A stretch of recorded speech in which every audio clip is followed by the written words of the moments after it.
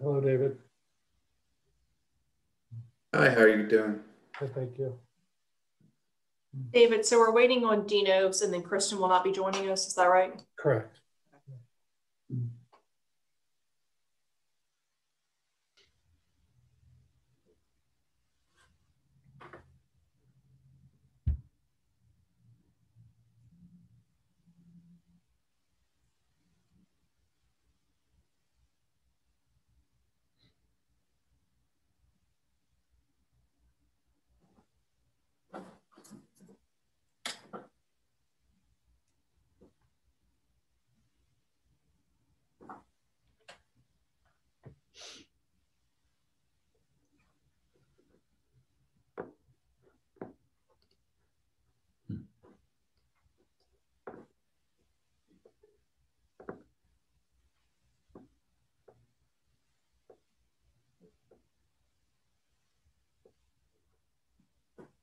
Hey, David, Dinos just called me. He said he's having trouble connecting to the Zoom.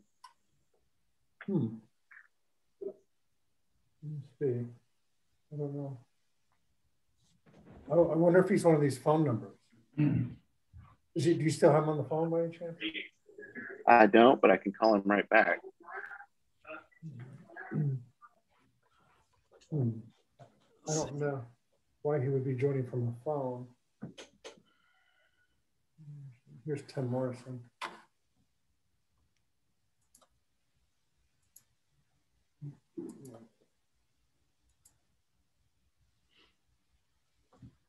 Neither one of those phone numbers is Dinos's, I don't believe.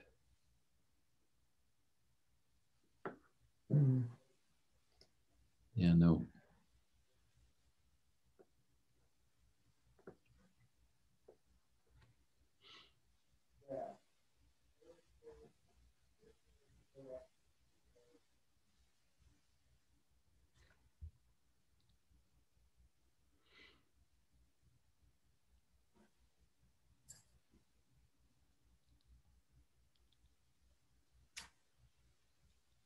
He's going to try from his phone just to see if he can get it to go. David, is it okay if I start running through administrative items since we're after 4:30? Please, let me share my screen. Okay. Yes, whenever you're ready. Okay. Good evening and welcome to the March 1st, 2021 meeting of the City of Charleston's Design Review Board. My name is Erica Chase, the board's chairperson. The members of the board with us tonight are Jeff Johnston, Dinos Leolio, Michelle Smith, Aaron Stevens, and Andy Smith. Members, city staff that are present are David Meeks, Velvet Simmons, and Tori Parrish. We do not have any agenda items that have been deferred, and we do not have any recusals for the items on tonight's meeting. The order of the meeting will be as follows. David will give a project and context overview. Then the applicant will have 10 minutes to make the project presentation. I do want to mention that, while we're typically strict about the 10 minutes with it being virtual, we understand it may run a little bit over with the current protocol. If you do need time, though, well beyond 10 minutes, if you could let us know at the start of your presentation. All presenters should clearly state their name for the record. And persons affiliated with the project, designers, owners, developers, consultants should speak at this time. We will then have a time for board questions and then any public comments. Public comment period is limited to 10 minutes as well. City staff will then give recommendations. The applicant will then be able to respond or clarify to any public comments or city staff comments. This has a 5-minute time limit. Then we will enter into board discussion, motion, and vote.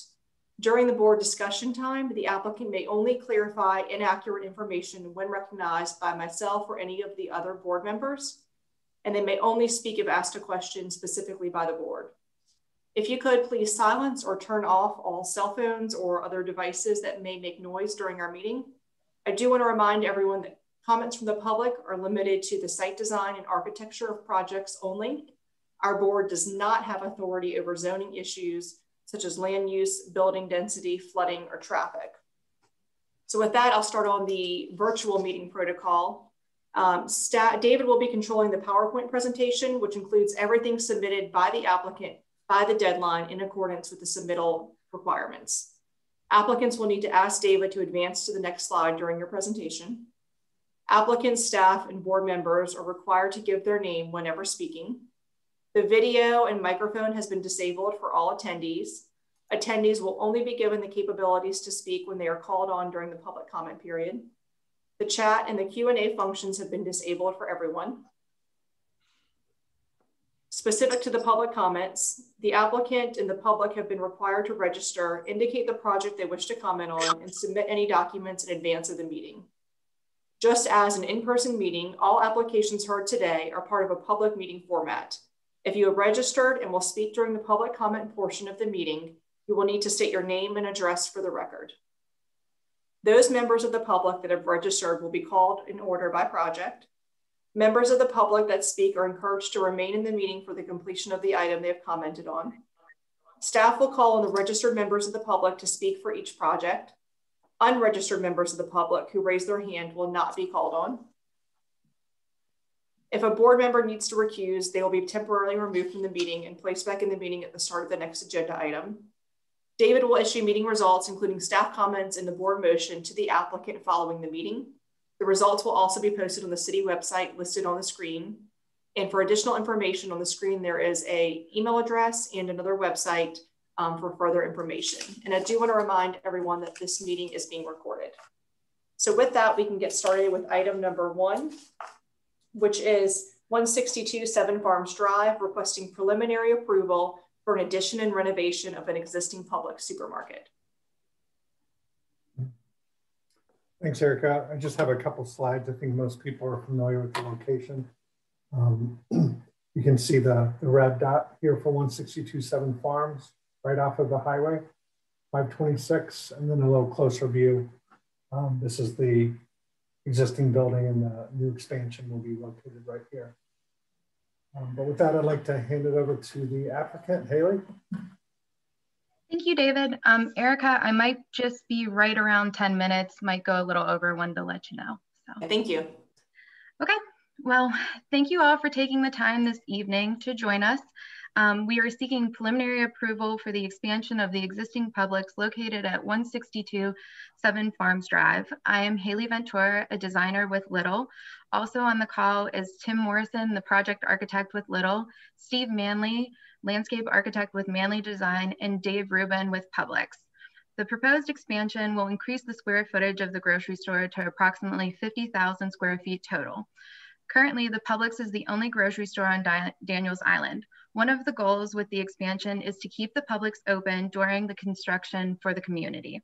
Therefore, as we continue to develop the new exterior facade, we are basing design decisions as well as constructability around the need for the store to remain open. Next slide, please. We would like to thank the board for their comments during the conceptual review. With the input from both the ARB and DRB, we continue to improve and develop the design. To summarize the board's comments from conceptual review, we were advised to restudy the entry awnings and if they are required, restudy the proportion of vertical siding and its relationship to the adjacent lattice regarding scale, restudy the existing tower and its inclusion in the overall building, consider glazing at the southwest corner, and then restudy the proportions of horizontal hardy plank along Island Park Drive and consider breaking it up more. As I move forward, I will point out where we've addressed these comments in the presentation. Next slide, please. We have currently submitted to the Daniels Island ARB and received preliminary approval with the following comments. Architecturally, to restudy the proportions at Island Park Drive as it relates to the new tower, pavilion, and 3 panels. The previous design with hipped roofs at the towers was preferred. The proposed glass block at the entries was not approved. To restudy the color palette and to also add holiday lighting per the Daniels Island Associate requirements. The landscape comments were to provide a street furniture plan and detail for review, provide details of the proposed wall and freeform planners for review, and suggest proposing an alternate species of the pawpaw tree. The current design that we are presenting does not reflect the comments from the ARB. We are looking to gather all feedback from both boards on the current design so we can have a clear direction as we move forward. Next slide. So here are two existing images of the current Publix. The upper image is the view as you approach the store from Island Park Drive, and the image in below is the existing tower and current entry to the Publix. Next slide. Here is the proposed existing floor plan for the Publix. To orient you, Island Park Drive is along the upper portion of your screen, and Seven Farms Road is paralleling it at the bottom portion of your screen. The existing tower is located in the bottom left corner of the floor plan. The building will expand towards Island Park Drive as shown in the next slide. Next slide, please. Here is the proposed floor plan for the new store, with Island Park Drive still being oriented along the top of the screen. The darker color shown on the floor plan is the expanded portion. As the building expands towards Island Park Drive, we are creating opportunities to connect the new store with the surrounding community. The plan hasn't changed much since conceptual review, other than the further development of the new park. Next slide. Here is the proposed roof plan. There will be some new equipment located on the expanded portion of the roof. The parapet heights at this location are the same height as the existing building, if not a little higher in certain locations. Next slide. This is the updated landscape and hardscaping plan. The new pavilion in the upper left corner will look out onto the new park with lots of colorful vegetation and a meandering path flanked by planter beds. There will be a low brick wall with iron fencing that will define the limits of the park while keeping it open and visible to Island Park Drive. Tabby oyster shells will be used at the walkways to connect Island Park Drive to the new tower. It will also be used at the low seating walls around the raised planter beds at the park. Concrete pavers are used at the pavilion seating area and at the store's entry. To get a better understanding of the overall park and the way it complements the new facade, can we go to the next slide? Here we've added some elements for the public to enjoy. We are providing a butterfly garden at the park. Trees, shrubs, and ground cover that attracts butterflies will be located mainly against the building and extend into the park and raised planters to create a cohesive landscaping experience. As you move from the pavilion through the park, we have added raised planters with perimeter seating. These free-formed shaped planters will be planted with trees, shrub, and ground cover to allow a pleasant seating experience for the customer as well as visitors to the park. We have also included a small stage in the center of the park for community involvement. This stage faces the pavilion, which will also double as seating for performances. The next slide, please. So we continue to pull inspiration from traditional Charleston architecture and elements and merge it with a low country aesthetic, as you will see in the next slide depicting the materiality of the building. Next slide, please. As we continue to develop the material palette, we have adjusted some of the materials based on the board's comments. Drawing inspiration from the baskets seen in the Charleston market, we have added materials that depict a modern interpretation of the basket weave. At the entries, we were proposing a glass block with a horizontal pattern, but we will look for alternative materials based on the ARB comments. In the center of the screen, there's an artisan panel. At Island Park Drive, we have chosen this laser cut metal accent panel with an abstract weave pattern to replace the horizontal hardy plank at this facade. Next slide. These are the proposed fixtures and exterior furniture. Next slide. So based on the board's comments to restudy the tower, awning, lattice, and glazing, here are the updated renderings. The upper image is a view of the approach to the site from Island Park Drive, showing the hipped roof removed at the new tower. The image below is a perspective along Island Park Drive. We've applied the same 3-bay language along the front to break up the Island Park Drive facade. Along Island Park Drive, located in the center, we have created the same 3-bay rhythm and have added a series of artisan metal panels into the 3 bays. To further elaborate on these panels, they are a 2D metal panel cut through to create negative space and achieve a woven pattern. These panels will be offset from the facade to add both visual interest along Island Park Drive and also act as a backdrop to the butterfly garden along the edge of the building. Next slide. Okay, so these are the front elevations, and to orient you, the existing tower is located to the right and the new tower at Island Park Drive is located to your left. We revisited both of these towers to determine whether the hipped roofs were necessary. Looking at the existing tower with the hipped roof, we felt that by removing the roof, it helped to downplay the existing tower.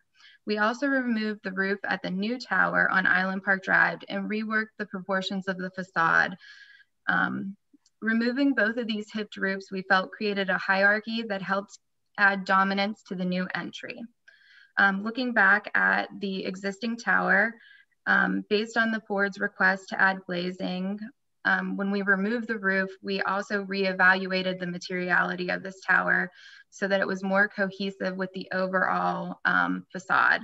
Therefore, we've foregoed adding the glazing at this location. Next slide, please. So the upper image is a rendering of the entry and exit arcade, showing the awning only over the new entry.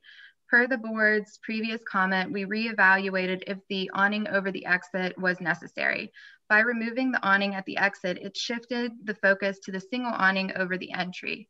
We also changed the material of this awning so that it looked lighter and more sleek to be more cohesive with the facade. The bottom 2 images are as you approach, well, they're both of the existing tower, and the bottom left image is the approach from 7 Farms Road. Next slide. So these are additional renderings of the front elevation. The upper one is showing a more close-up view of the entry and exit. And then the bottom one is showing a more overall view with the towers or the hipped roofs removed at the towers. The next slide, please. And then these are renderings of the Island Park Drive facade, showing again the new metal panels at the center of the building and the hipped roof removed at the top, and then the low brick wall that we're proposing along the perimeter of the garden or park. Next slide, please. And then this is a view from I-526. Not much has changed here other than the removal of the hipped roofs. Next slide. And then these are the updated elevations showing more detail. This is the front elevation, again, compared to the previously submitted design. And then if we could go to the next slide. This is Island Park Drive again. You can see the 3-bay rhythm. And then the next 2 slides, which will be the rear of the building, and the following one is the existing side of the building. Minimal changes will be made to these elevations other than a material upgrade to match the new design. So for the sake of time, the remainder of the presentation is the wall sections and civil drawings. If you have any questions, we can go to those. And we thank you for allowing us to present the progress on this project, and we welcome your feedback. Thank you so much. Any questions from the board?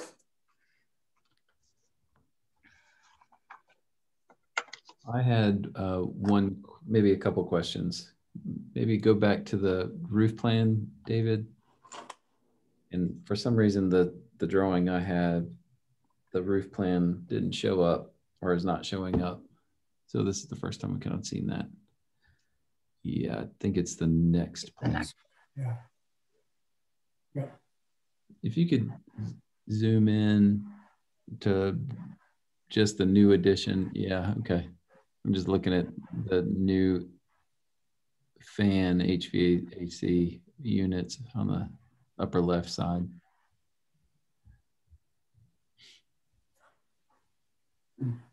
Just kind of curious from the applicant's perspective, is there a way that they could organize some of these units that might be more visible from 526? I'm thinking about the ones that are particularly around the perimeter, closer to the new tower, new pavilion. We could definitely look into that. The parapet at that front tower is higher than the proposed one, but or than the previous one, but it's definitely something we could look into. And then another question on some of the lighting cut sheets, Dennis. Mm-hmm. Yeah, right there. Yep. This, could you point out where this, the one on the top row in the third one that's labeled security lighting, where does that live on the project? Those will be present at the ATM. They mount two up underneath the ceiling for security reasons. So that's where those two will be. Great. Okay. And I can point out on the front facade if you would like to see where the ATM is. Yeah, that'd be helpful. Okay. Elevation and perspective. David, you could go to the next one maybe. Mm-hmm. So the new ATM, well, here, go to the elevation. It's probably easier for me to point it out there. Okay, so it will be located between where section cut 3 is, to the right of it, behind that column is actually where the ATM will. Nope, sorry, next column over. To the left. Oh, I'm sorry. Yep. No, sorry, excuse me. It's actually, I think it's behind the farthest over column after section 2. Yes, it'll be there. Okay. And then maybe you might, it looks like the material palette's evolved a little bit. Maybe if we could zoom into this elevation, that elevation that you were at, David, and just kind of describe the materials, what's happening with, looks like a lighter brick. Maybe to start over on the right-hand side and talk about materials from the old tower to the, say, this 3-bay thing on the far left. Could you walk through these materials? Of course. So at the existing tower, we're gonna, the surround around the horizontal hardy accent in the center will be white brick. And then along the B line of the building, as you move across, it's gonna be the dark gray black brick. And then at the two entrances, or at the entry and the exit arcades, there's hardy plank above, and the columns will be white brick. And then as you go to the glass block that we were proposing is over, yes, it's like at the arcades. And then as you go to the left, like I said, the B line of the building will be the dark gray brick with the horizontal insets of hardy, same as the tower on the left. The next little area that's showing the hardy above, that's actually white brick beyond. On the far left. You could keep going, oh, yeah, right there, the hardy above with the white brick below. And then the end tower is white hardy with white brick for the columns. Okay, so in between the dark brick and the new tower, what you're calling the new tower, it looks like, okay, on the bottom, I've got maybe underneath the canopy, what is that material? And then I wish I could point, I can't, maybe. That material, that's white brick.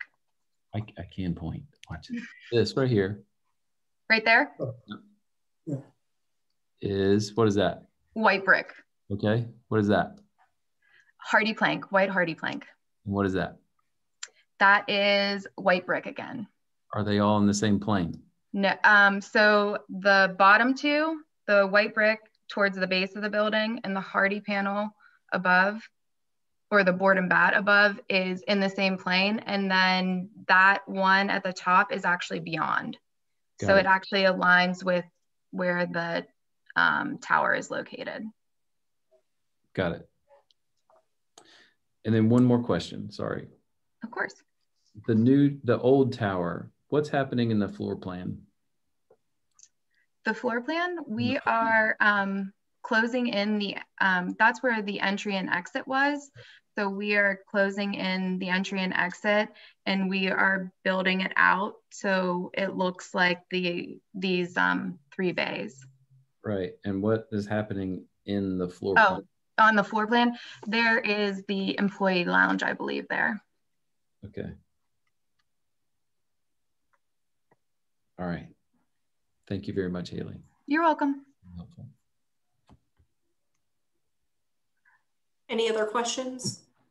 Erica, this is Dino. So could we go back over just one more time Daniel Island ARB comments?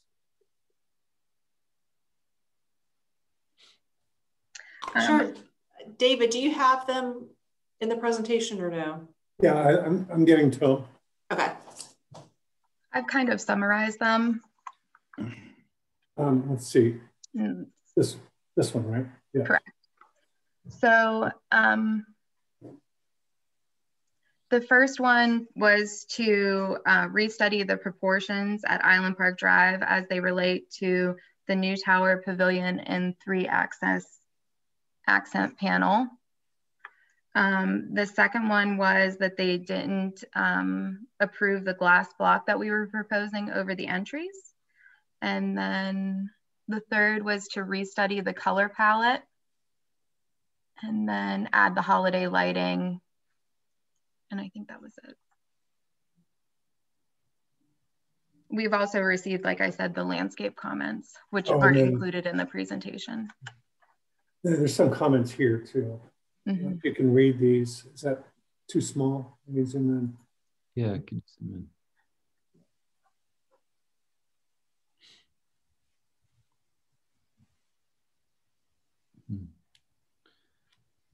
While we're on this elevation, I see this one that says reduce scale of panels to relate to other forms on this elevation or introduce windows, kind of in the same vein of the questions earlier about what's happening in the plan at this section, at that zone.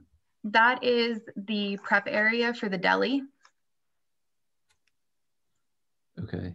And then this, where the awning is over there and there's windows to the left of that area, is that produce area? Is that what, did I read the plan right? Correct. That is the produce sales area. Yeah. Okay.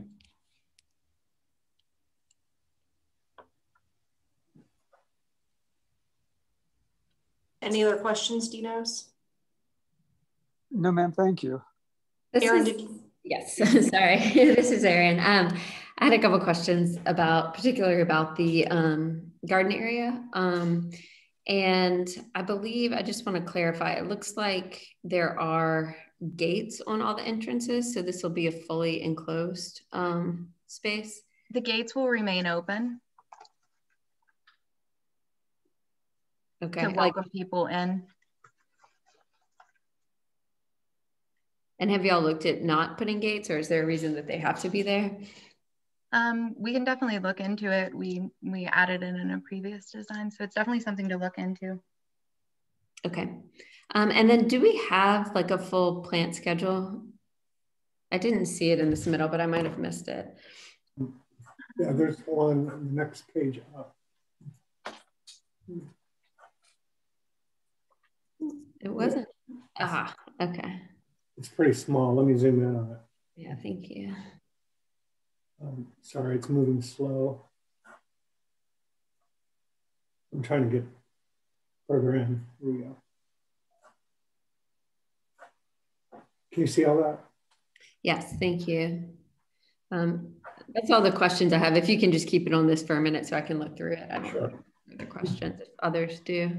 any other questions? This is Michelle. I just want to understand the Daniel Island ARB's comment about the glass block. Can you remind us, or really me, what the prior material at this location in the design was? It looked like a lattice type of system. It was, we were looking for something that would create that basket weave. As we started to develop it, we decided to go with a glass block there. That what we were proposing was a horizontal kind of striated pattern that we would turn 90 degrees every other block to create a weave, a very minimal weave at the entry that would create some interest to achieve that basket weave pattern. Before we were looking at like a different like lattice or something along those lines, but yes. Thank you. You're You're welcome. Any other questions? Okay, we will now enter the public comment period. We did not receive any emails or letters, but we do have 2 people registered to speak. The first is council member. Hey, good evening. How are y'all doing? I just want to express how much the residents of Daniel Island have been begging for years for Publix to expand, and rightfully so. We all know the island has grown exponentially, and the current Publix simply does not support the island's vision of residents, visitors, and businesses having everything right at their fingertips and easily accessible. And if you go into this Publix, it's the most wonderful store with the most amazing employees, and they've done absolutely everything they can with their current footprint, and they just simply cannot do anymore. Prior to the last meeting at which Publix appeared before y'all, there was overwhelming support for the design, including from Daniel Island ARB, and most importantly, from the people who are going to see and use this store day in and day out. When you look at what currently exists versus the proposed, you can only imagine how excited we are. Publix has absolutely gone above and beyond, and I want to acknowledge that. I agree with the Daniel Island ARB's conditions and feel the city should align with those. This has been going on for years, and I just encourage us to agree it's time to allow Publix to service properly the Daniel Island community, which is what all parties desire, and to get this project moving. Thank you very much. The second member of the public, may have registered for the wrong project. Tony Daniel, I don't believe he signed on. David, have you seen him? Yeah, I don't see his, he didn't give me his phone number, so. Okay. I don't see him on here. Okay, so the public comment period will be closed. David, if you could please give staff recommendations. Sure, thank you. Staff comments. Number 1, this project has come a long way since the first design concepts were presented in 2017, and staff compliments the efforts of the design team. Staff agrees with the Daniel Island ARB about choosing another material other than glass block at the front entry, and to also raise the ceiling height in the entry tower to the top of the columns. We agree with their comment about using louvers or shutters in place of the glass block to let light into the space, into the entryway.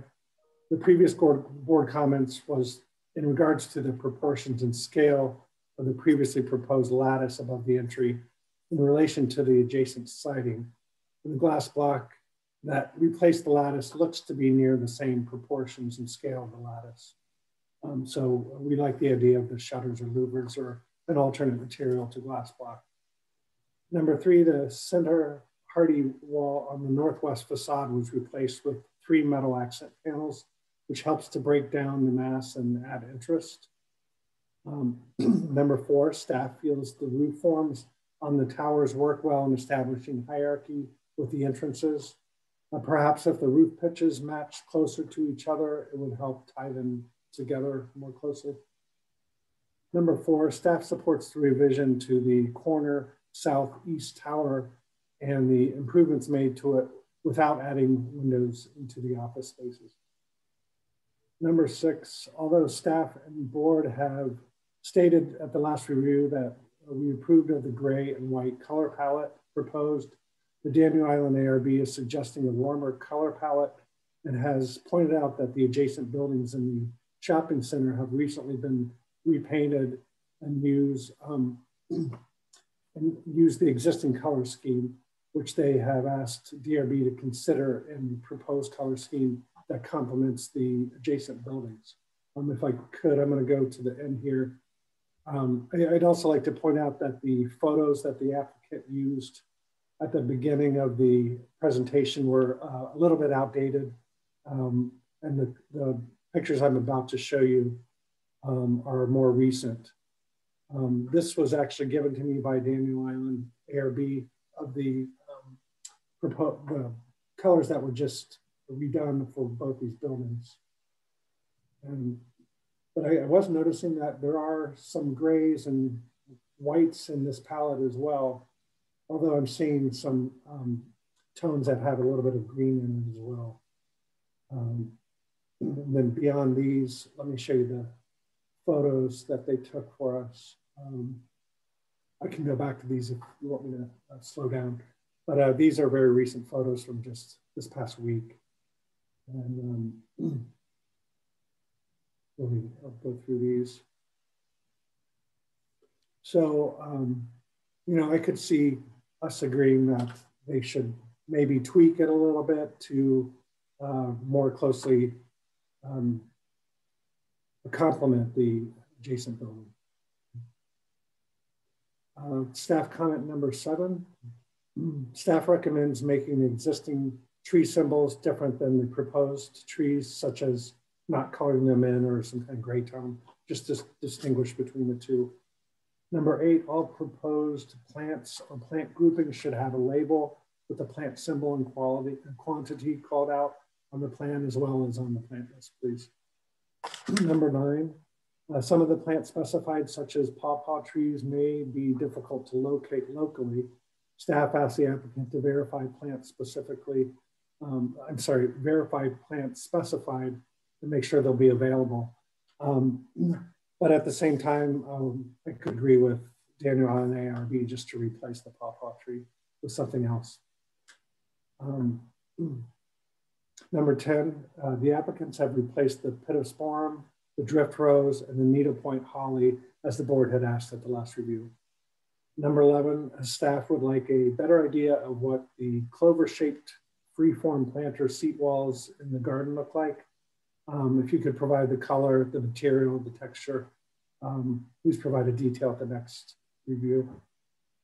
Number 12, at the last review, the board had asked that the 4 back parking spaces by the garden have access to the garden area, but this was not provided. A few steppers through the planter beds could be provided to lead to the garden area off the sidewalk. Let me get to the site plan real quick. Sorry. Give me one moment here. Let's move a little slow. Oh, there we go.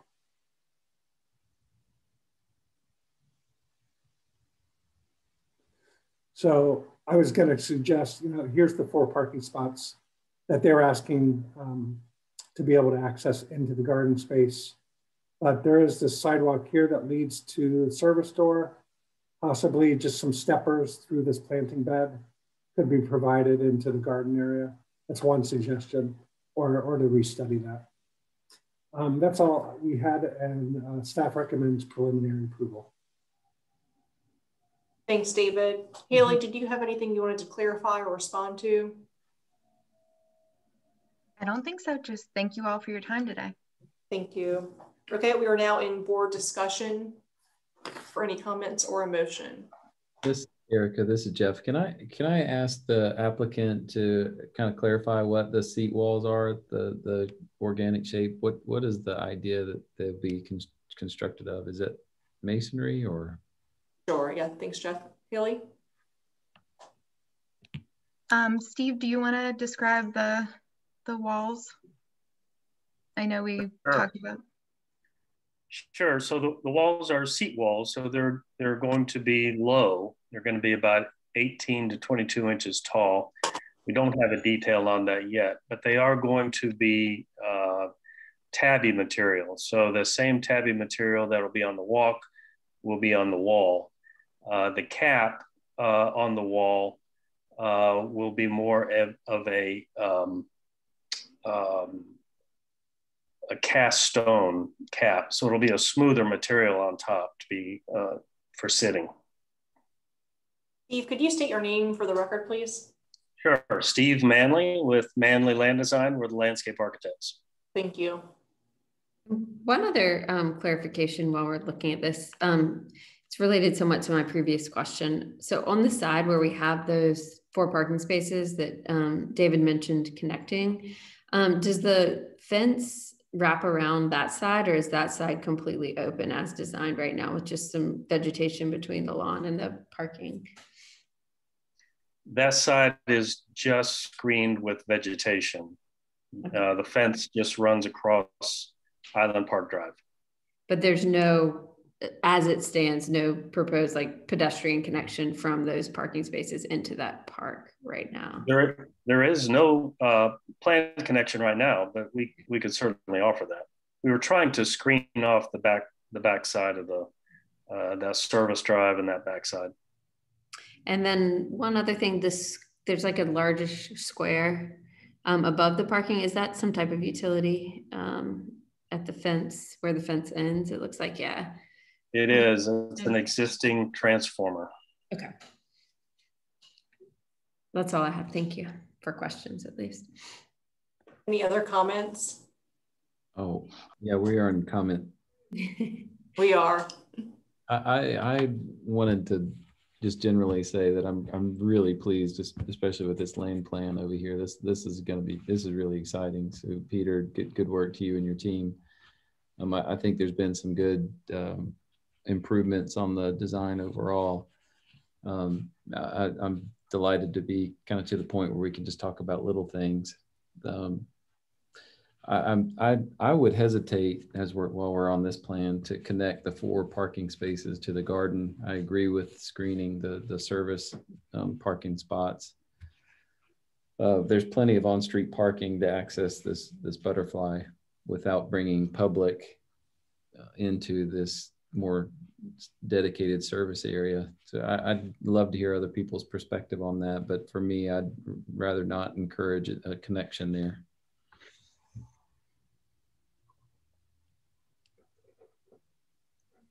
Okay.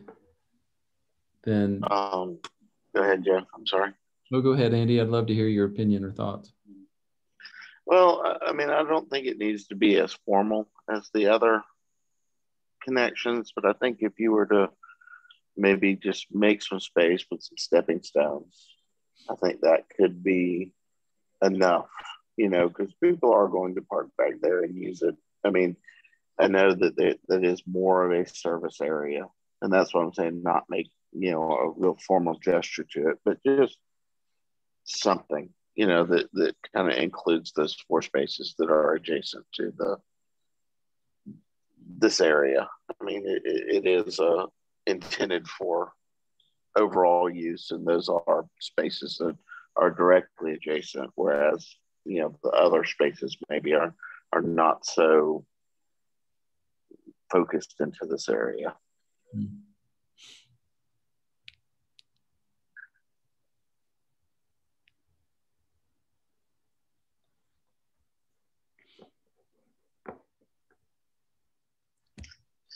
And then just generally, from a plant selection type, I think that the pawpaw trees probably that needs a different, needs to substitute that pawpaw, and probably the feather bush and the TT plants those are kind of lowlands, kind of wetland edge species that I'd be a little bit hesitant to use in an environment like this. I'm sorry, Jeff, can you repeat those second 2? I'm sorry, Andy. the feather bush and the TT plant that they've got specified. I think those are all 3 plants that probably need to look for some substitutes on. And I'm a little concerned with with how prominent the inkberry is and the 3-gallon size on it. I think the plant is good. It's just, these are very slow growing plants, and I'm a bit concerned with how using them in that screen with that wall.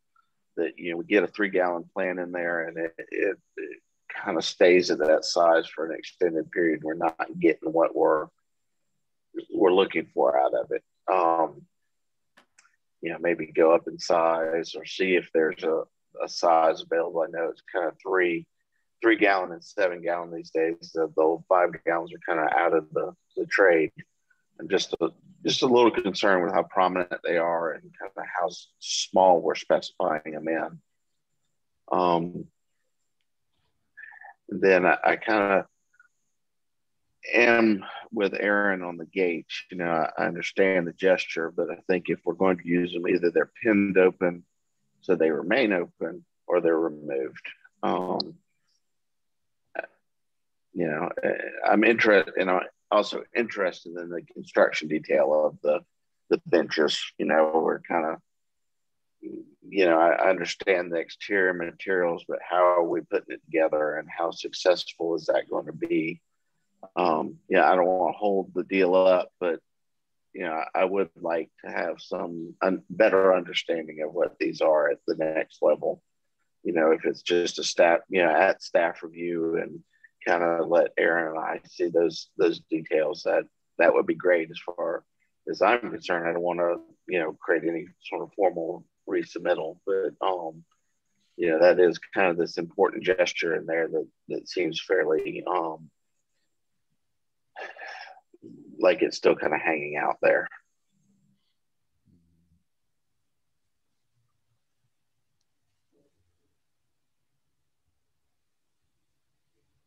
Anything else, Andy? I think I'm done. I'm just looking to see if I saw anything else that kind of popped out at me, but I think that's kind of all my comments. Yeah, I agree with you and Aaron's comments on the gates. You know, it's not a secured fenced area with a full perimeter fencing. So I think, you know, it looks nice along Island Park Drive, but I think the removal of the gates would enhance it.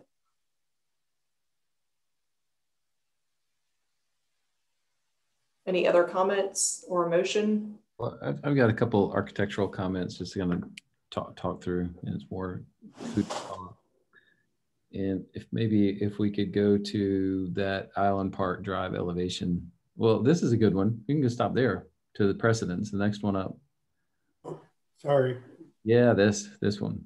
I love, this is a good page. I think it has a lot of really good parallels. And I guess when we first saw the submittal in terms of the glass block material, this center image, the one that's actually kind of on top of all the other images of the one of the market here in the middle with the green umbrella and the blue umbrella, that louver there is extremely traditional to Charleston. It pops up everywhere, and it's a very simple expression. And I'd encourage you, yeah, right there too, right? The slave market, and then on the market. Those are two good things that are just traditional and prevalent. And if I were to encourage you to do something over the glass block, I would encourage you to do that. I think it's very fitting. I thought that's what we were kind of looking at the last time.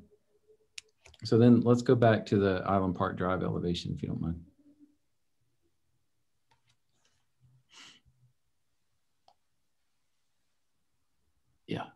Yeah. I don't know if it's worthy of change. It's just interesting, the what we're calling the pavilion next to the new tower. There used to be a rhythm of like a hip roof on top of the new entry, a hip roof on top of the new tower, and a hip roof on top of the pavilion, so that those three things kind of aligned with each other. And that might be what's getting what ARB, Daniel Island ARB might be touching on. Just some, is there some benefit of having some consistency on rooftops with that pavilion? One sketch suggestion, and it's more of a suggestion to study, is would the pavilion benefit from like a flat roof parabited thing where the hip roof can die into it? All little minor things. And this 3-bay thing, which is in the deli area, should the landscaping, I mean, this seems really tall. Those insets are really, really tall. And is it properly scaled for the garden that it serves? And could the landscaping respond better to those 3 insets so that it downplays the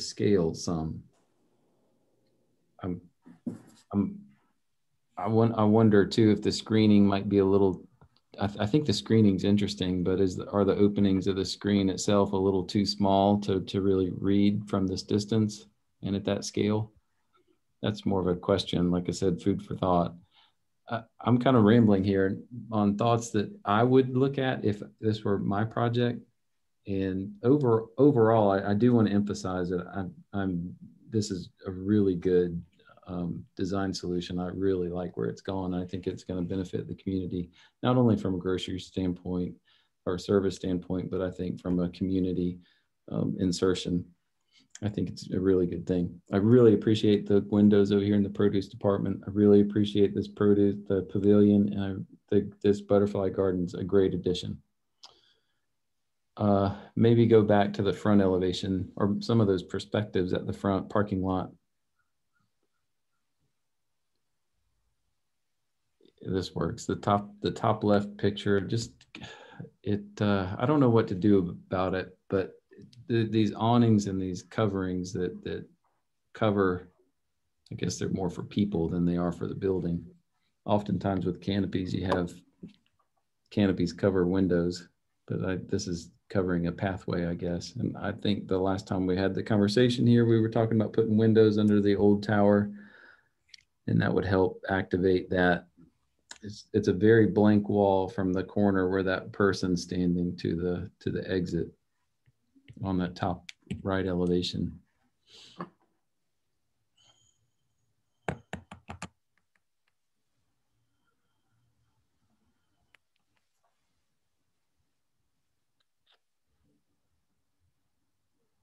Thank you for entertaining my thoughts. But as I said, I think they're all just things that I would study as I progress from preliminary to final. I don't know if they're necessarily directives or just thoughts. And in closing, I'd like to say that I agree with the ARB's perspective about colors and trying to warm up the color tones. Thanks, Jeff. Any other comments or motion?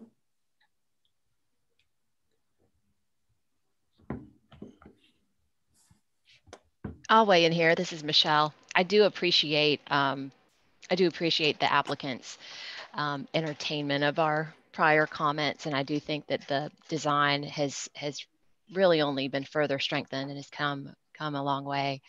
I do like the idea of the garden as well. I think that is a gift back to the community that I can see being very activated by the residents and folks that come to shop in this shopping center.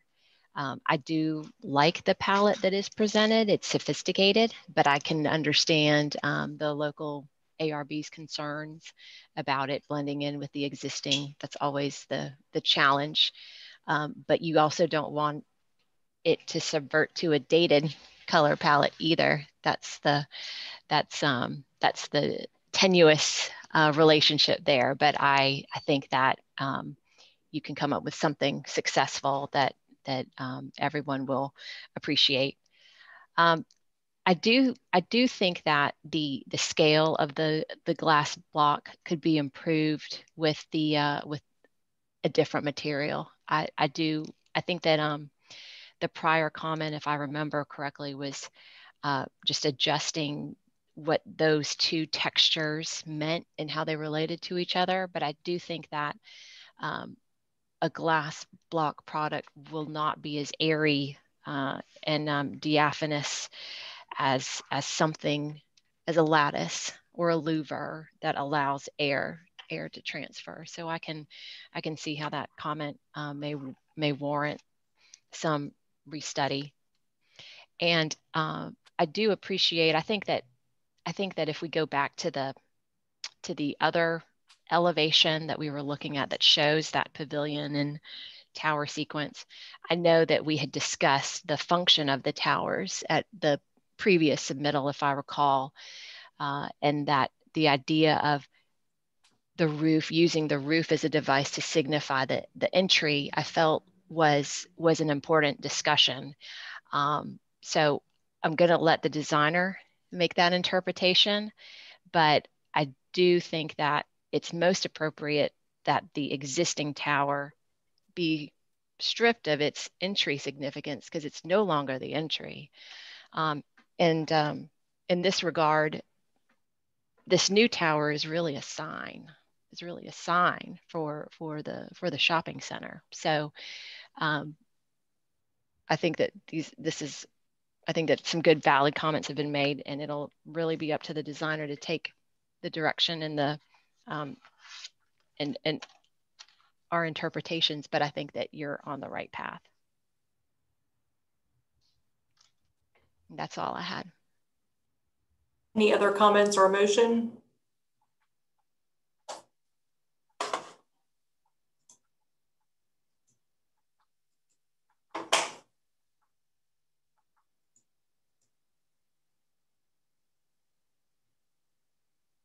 You know, so you're being awful quiet. Well, I think there's been a tremendous amount of thoughtful comment. And as I've shared before, I always struggle when there's an overlap of review boards that are looking at the same project. And I think the Daniel Islands ARB is very thoughtful also in the manner that they responded. I'm certainly willing to defer to my colleagues' emotion.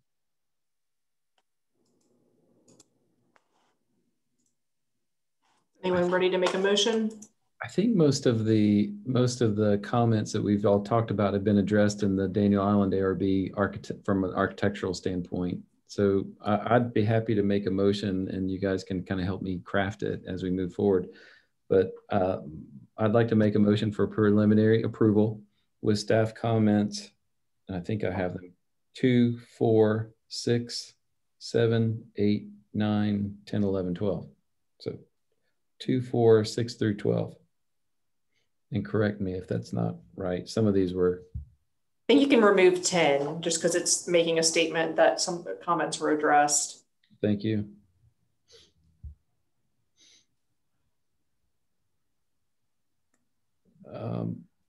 And some board comments to either eliminate the gates or permanently have the gates opened and provide.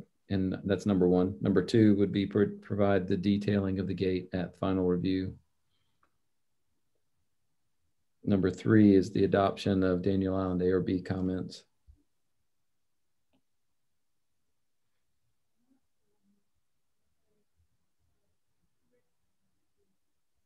And Andy, was there some more landscape comments? I think that if you add, substitute pawpaw. We already got that, I think. Feather bush.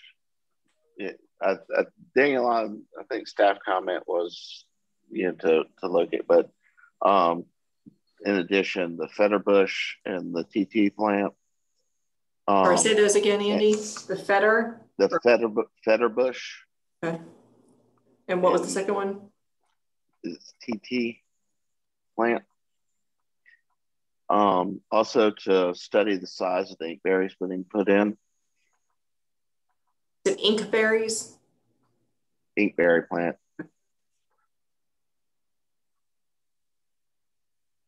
And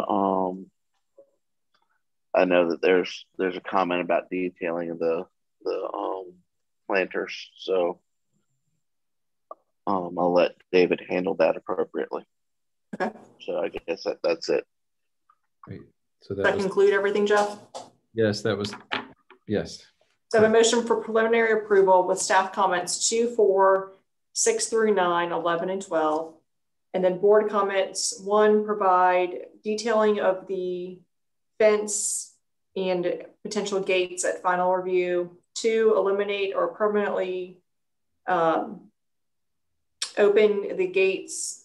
3, adoption of the Daniel Island ARB comments. 4, find substitutions for the feather and the feather bush and the TT plant. Study, and 5, study the size of the inkberry plants at installation. Does that sound right, Jeff? Yes, ma'am. Okay. Is there a second? I'll second this, Andy. Thanks, Andy. I will now call roll. Michelle? Yes, in favor. Dinos? Yes, in favor. Erin? Yes, in favor. And I am also yes in favor. Thank you all very much. Thank you, everyone. We will now move on to item number 2, approval of the minutes from the February 16th, 2021 meeting. Is there a motion to approve? Motion to approve. Andy made the motion. Is there a second? I'll second. Jeff. Thanks, Jeff. I will now call roll. Dinos? Yes, approve. Erin? Yes. Michelle? Yes, in favor. And then also myself, yes, in favor. And we are done. Wonderful. Great. Very good. Thank you, everyone. Thank you. Yes. Bye, everybody. Thank you. Bye. Goodbye. All right, Bye, take care, Tori. everyone. Nice to meet you. Thank y'all. Bye, everyone. Thank you.